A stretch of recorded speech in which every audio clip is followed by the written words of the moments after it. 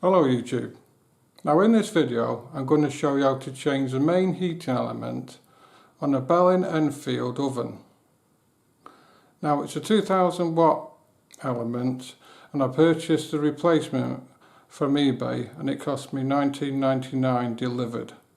There are cheaper on there but they don't have the bottom support bracket. Now before you commence any work on any electrical appliance, then it's important that you disconnect it or isolate it from the mains. What we don't want is anybody getting electrocuted. Right, okay, let's have a look at it. So this is the cooker in question.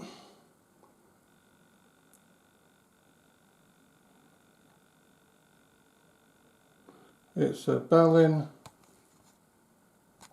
Enfield, and what we're going to be doing today is changing the main oven heating element. Model number on these can be found just down there on that little sticker. Okay, so let's spin it round and start work on it. Now to remove the back we need to take that screw, this one, this one, this one, this one, that one there, that one, that one. Now once you've got the back off, you need to identify the connections you need to remove. Now in this case it's this orange connection here and this black one. Easily identifiable by the fact the motor that drives the fan sits in the middle of the element, and obviously by the position of the connections it's not that difficult to work out what you need to be doing. So we're going to pull that orange one off and that black one off, and now we can proceed to the front of the oven and remove the element and fit the new one.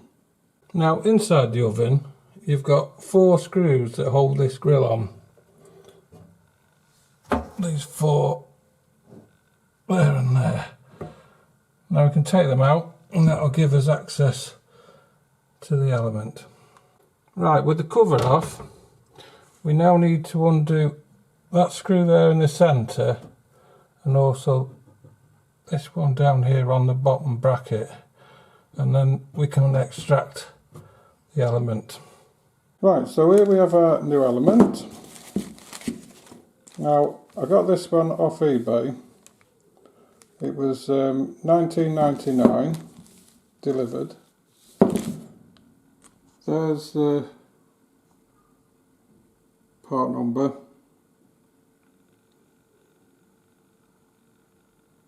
on the bag it came with. So I've checked it, seems okay for fit. So let's get around the front and get this fitted.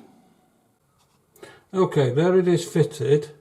Now put the top screw in first, because the bottom one down here, it's slotted.